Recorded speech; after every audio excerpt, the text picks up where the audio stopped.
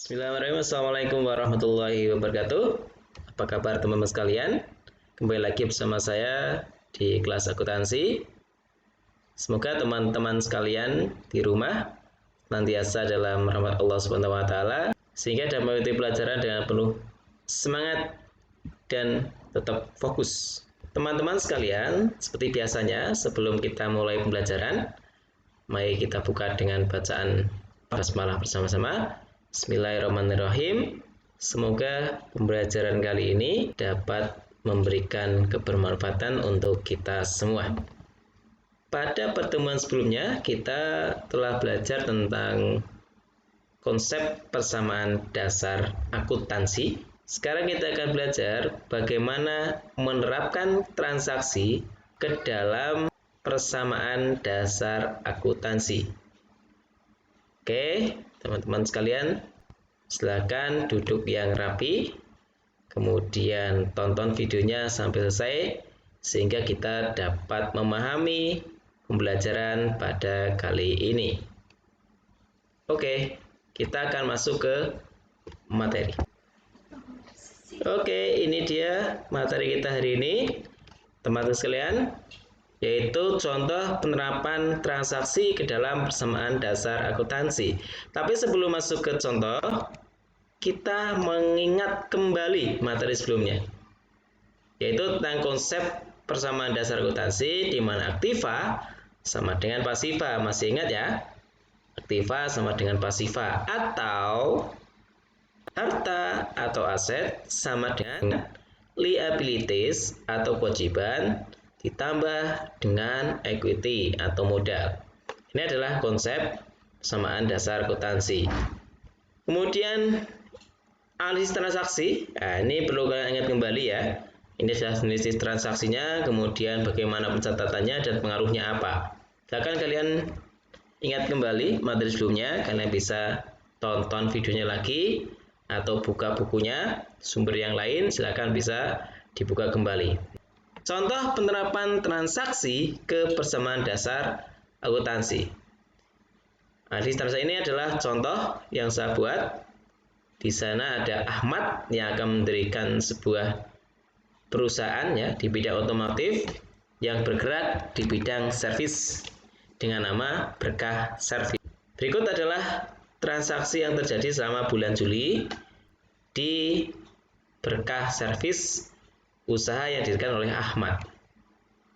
Transaksi yang pertama adalah transaksi yang berkaitan dengan investasi atau setoran modal, di mana pada tanggal 2 Juli Ahmad menginvestasikan uang tunai 15 juta sebagai modal awal usaha. Kemudian kita lihat analisisnya.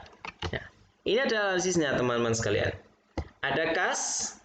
Kas adalah bagian harta mengalami kenaikan. Kenapa kas naik? Karena Ahmad menyetorkan uang tunai senilai 15 juta. Karena Ahmad menginvestasikan, maka modal juga akan bertambah. Sebesar berapa? Sebesar uang yang disetorkan, yaitu 15 juta. Kebetulan ini uang tunai. Ya, nanti kalau misalnya ada peralatan yang diinvestasikan, maka juga peralatan menyesuaikan apa yang disetorkan oleh pendirinya atau pemiliknya. Bagaimana pencatatannya di dalam persamaan dasar? Ini adalah pencatatannya. Ingat ya, ada tanggal 2 Juli. Kemudian ada kas bertambah sebesar 15 juta. Kenapa? Karena uang yang diinvestasikan oleh Ahmad adalah 15 juta. Kas bertambah, kemudian modal bertambah. Keterangannya ada di modal awal. Nah, saldonya ini adalah saldo kas sebesar 15 juta, kemudian modal sebesar 15 juta. Ya, konsep persamaan dasar yang telah kita pelajari sebelumnya, aktiva sama dengan pasiva. Aktivanya berupa kas sebesar 15 juta, pasivanya berupa modal sebesar 15 juta. Kita coba transaksi yang kedua. Sebelum itu teman-teman sekalian, ini 15 juta ya, ini adalah ribuan. Nah, jadi walaupun saya tulis 15.000 tapi ini menggambarkan 15 juta. Transaksi yang kedua adalah transaksi tentang pembelian perlengkapan secara tunai, di mana dibeli perlengkapan seharga 2.500.000 dibayar tunai. Kita lihat analisis transaksinya. Perlengkapan ini adalah nama akunnya, dibeli perlengkapan sehingga aktiva atau harta berupa kas berkurang karena pembelian secara tunai sehingga akan mengurangi kas. Di sisi lain, aktiva berupa perlengkapan akan mengalami kenaikan. Sehingga kalau pembelian aset atau harta secara tunai maka kas berkurang, kemudian aset yang lainnya kalau di sini ada perlengkapan bertambah sebesar 2.500.000. Kita lihat pencatatannya. Ini adalah jika dicatat di persamaan dasar.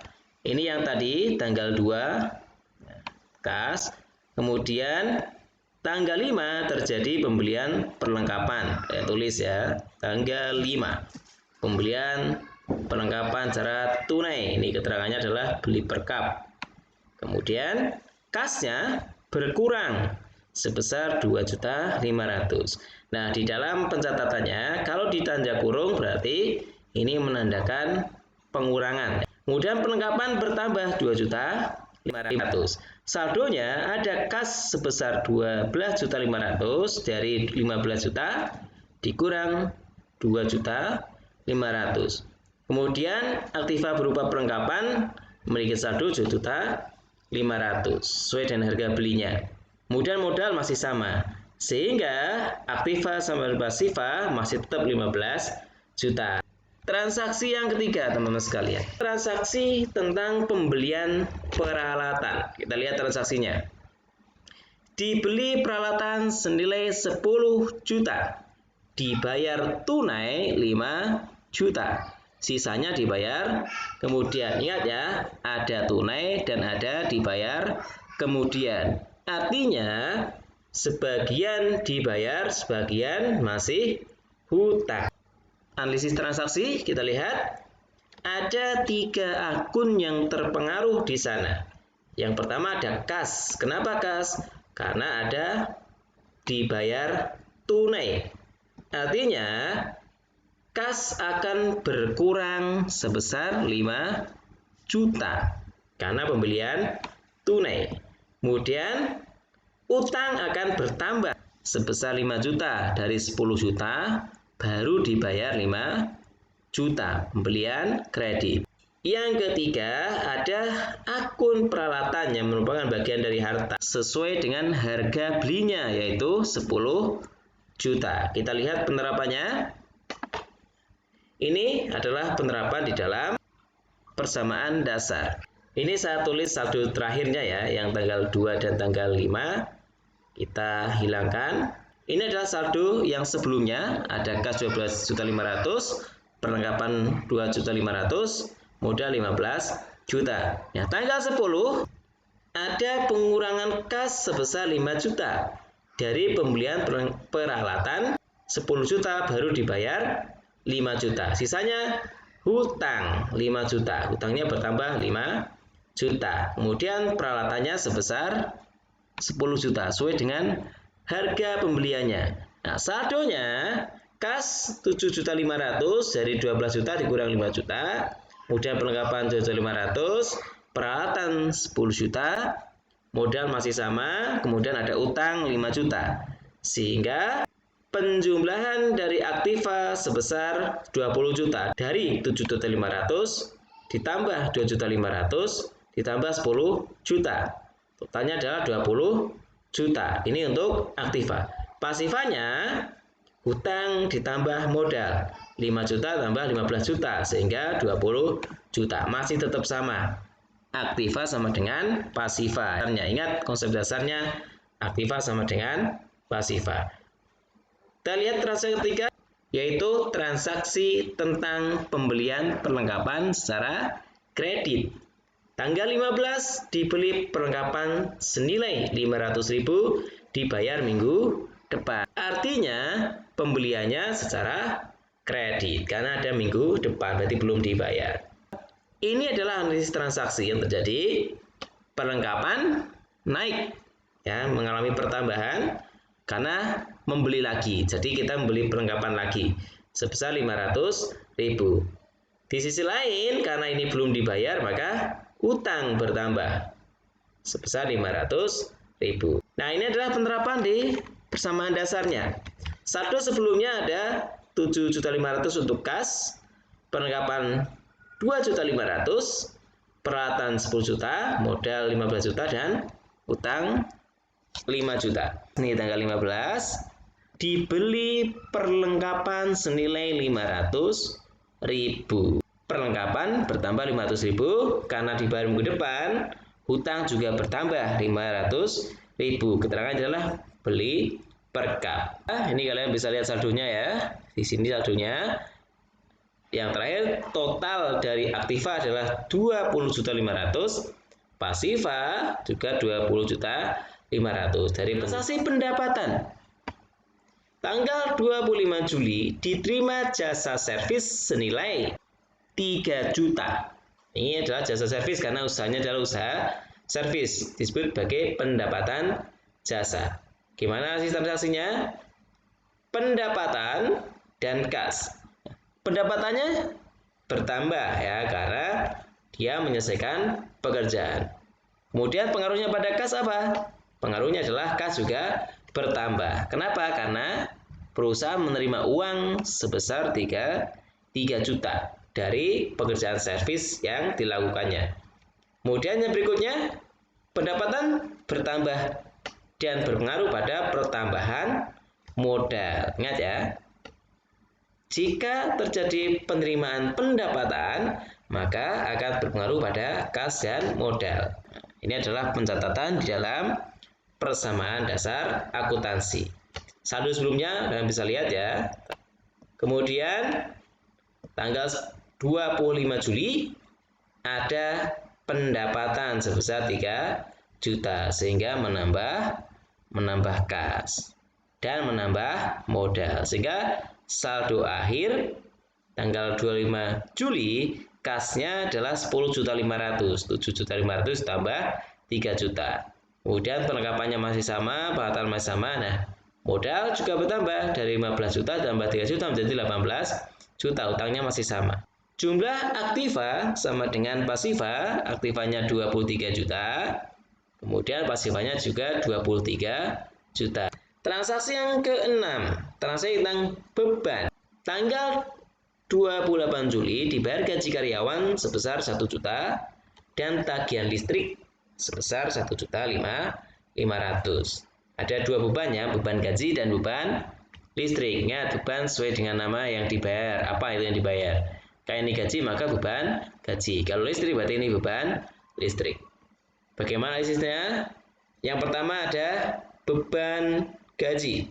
Beban gaji akan berpengaruh pada kas dan juga berpengaruh pada modal. Beban gaji bertambah karena membayar ya.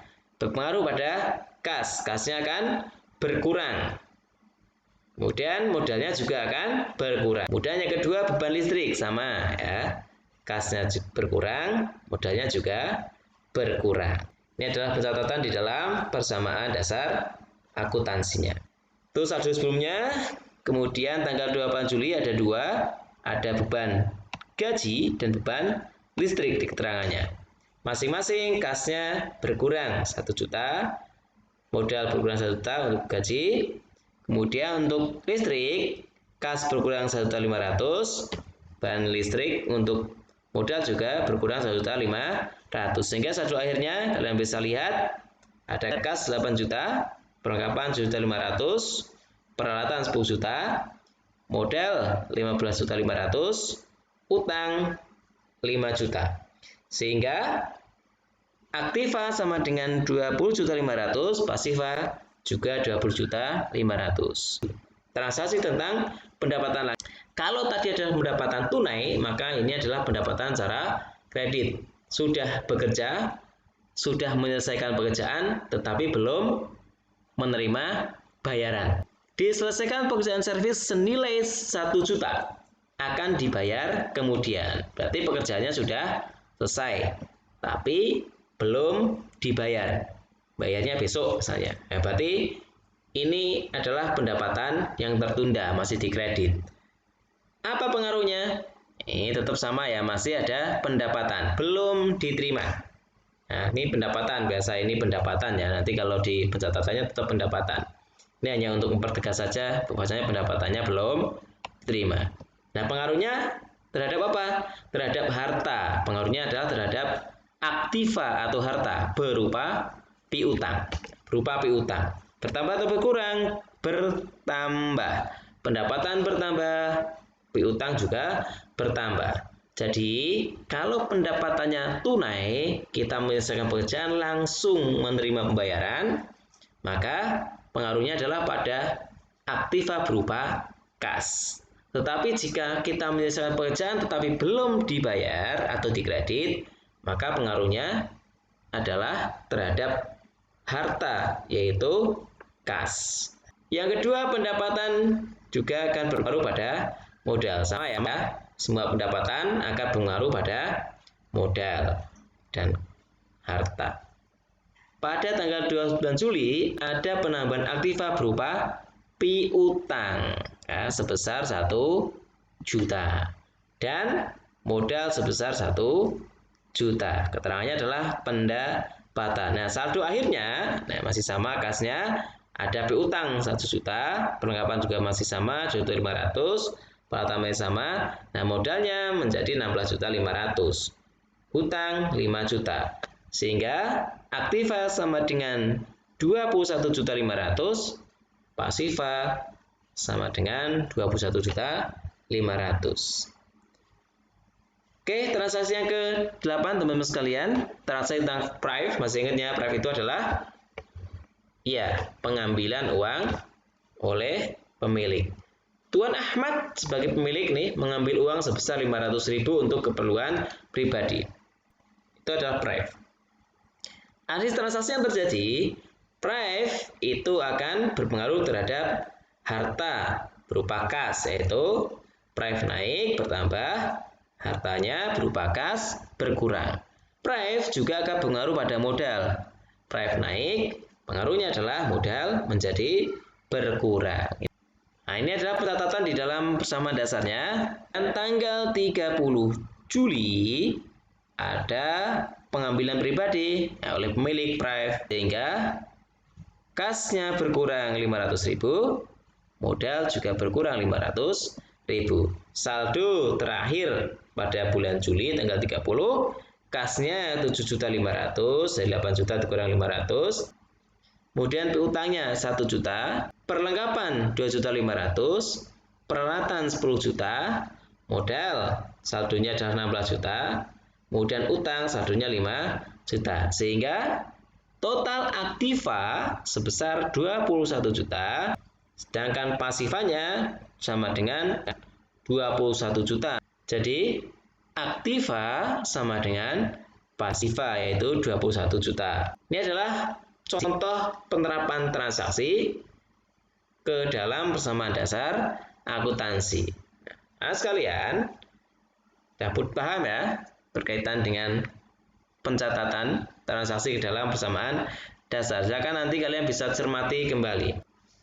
Teman-teman sekalian, kesimpulan berdasarkan contoh penerapan tadi, kita bisa lihat bersama-sama, yaitu antara jumlah aktiva atau aset atau harta harus selalu sama dengan hasil penjumlahan antara hutang dan modal atau pasiva. Tadi sama ya. Jadi bagian paling bawah tadi itu adalah penjumlahan dari aktiva sama dengan pasiva. Jumlahnya selalu sama. Yang kedua, setiap transaksi minimal akan menimbulkan 2 unsur atau lebih, baik unsur aktiva maupun pasiva, yaitu hutang dan modal. Kalian bisa lihat tadi ya, dari 8 contoh transaksi itu semuanya minimal mengandung 2 unsur ya, kas dengan modal, ada piutang dengan modal. Nah, itu adalah 2 unsur. Ya, baik dari aktiva maupun antara aktiva dan pasiva, atau lebih dari 2. Tapi ada contoh yang lebih dari dari 2. Peralatan tadi, pembelian peralatan tunai sekaligus kredit, peralatan bertambah, kas berkurang, hutang bertambah. Jadi lebih dari dua unsur. Tidak boleh kurang, minimal 2 unsur. Yang mempengaruhi modal adalah pendapatan, beban, price, dan investasi. Itu adalah kesimpulan secara umum berkaitan dengan penerapan transaksi ke dalam persamaan dasar akuntansi. Oke teman-teman sekalian, itu tadi adalah contoh dari penerapan transaksi ke dalam persamaan dasar akuntansi. Silakan nanti kalian bisa pelajari materinya, kemudian nanti kalian bisa mencoba untuk menerapkan transaksi ke dalam persamaan dasar akuntansi. Silakan bisa belajar dari manapun. Kita ketemu lagi di kelas akuntansi selanjutnya. Alhamdulillah kita telah belajar tentang contoh penerapan transaksi ke dalam persamaan dasar. Terima kasih untuk hari ini. Kita bertemu lagi di kelas akuntansi selanjutnya. Terima kasih dari saya. Assalamualaikum warahmatullahi wabarakatuh. Tetap semangat.